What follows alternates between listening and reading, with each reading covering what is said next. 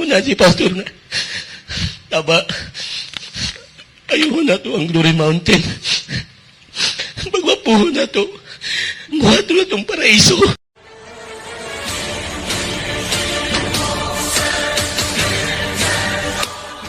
Pag di kayo dumaan sa akin, hindi kayo pupunta sa langit. If you want to be saved, come through the sun. Hallelujah! May nag-leak na audio kung saan galit na galit talaga dahil nagkulang daw ng remittance sa Abuloy. Dapat giurong na kagabi ba? Dapat patay na kakaroon sa physical ba? Kining inyong gibuha, ang ayan mong mga matay ani ba? Ang ayan ninyo bayad na inyong kalagsak ng gibati. Nag-leak ito na audio galing din sa kaanib niya noon na na-assign din dito sa Osamis.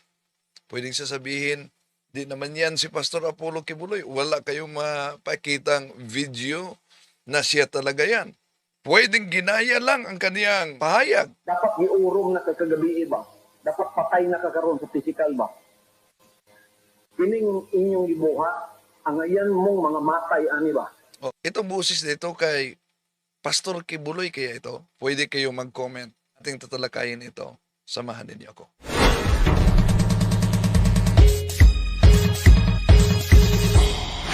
Kumusta sa mga bago pa lang o sa mga taga-subaybay natin? Inaniyahan natin na huwag niyong kalimutang pindutin ang like, huwag kalimutan ding pindutin ang subscribe at ang bell button para updated kayo sa ating talakayan, mag-comment at i-share ninyo. Okay, ito Cebuano na pahayag na nag-leak inilabas sa isang dating kaanib ni Pastor Apollo Kibuloy na galit si Pastor Apollo Kibuloy dahil apektado na ang kaniyang abuloy, ang koleksyon. Tithes. Matigas ako sa pangangaral ng tithes. Hindi ka lang magbigay ng yung tithes, magnanakaw ka na. Pagkatapos magbigay ka ng tithes, huwag mo na baguhin yon because that is already God's will. Siya na ang nag-decide kung magkano ibibigay mo. Tithes, 10%. Humingi ako ng eroplano, bibigyan niyo ako. Humingi ako ng helicopter na maganda, bibigyan niyo ako. Humingi ako ng malawak na lupain para sa operation ng Kingdom, bibigyan niyo ako. Hingi ako ng 13 billion pesos para magpatayo ng Kingdom. Pero audio ito. Ewan ko kung sino ang nag-record sa kanila ba itong simbahan at pwede itong mag-establish ng doubt ang mga legal counsel niya. Ay, ginaya lang ang busis ni Pastor Apollo Kibuloy. Cebuano, oh. Nga naamo diya sa Amerika.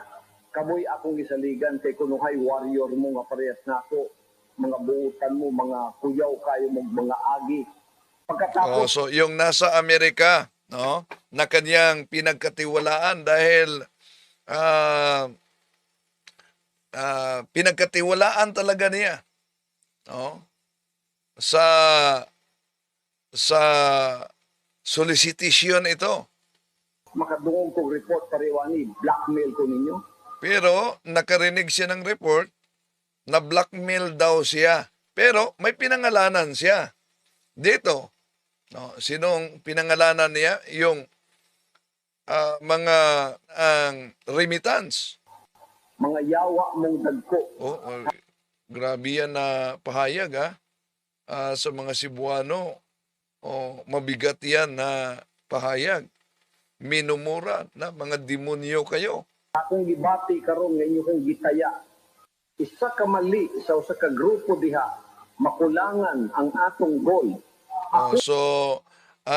Isa lang na pagkakamali sa grupo, yung tinutukoy niya nasa Amerika. At magkulang na daw umano yung target nila. Ako ang malubag ana, At siya ang mananagot, magkulang ang target. lubag ana. Ako ang nakataya ang akong pangalan, nakapirma. Nakataya daw ang kaniyang pangalan dahil may nilagdaan siya. Na ano yung mga nilagdaan niya? Ko ang mga cheque. May mga nilagdaan siyang mga cheque. Pirma ko sa bangko. May nilagdaan siya sa bangko. Asa ko ninyo ibutang, kadelikado sa yan nagsalig ko sa inyo hanga. So asan ko umano siya ilagay? Napakapiligro daw umano. Dahil nagtitiwala siya sa kanyang mga inilagay. Amerika yung unang pahayag niya, tinutumbok niya. Inyong buhaton, ang inyong bulaton, ingon ng mga worker diha. Dapat gawin ninyo ang inyong mga gawain bilang mga workers diyan. Bantay mo sa akong gibati karon sa mga So mag-ingat kayo sa aking naramdaman ngayon. nagpapalibag diyang gapabugat imbis na mutabang sa grupo.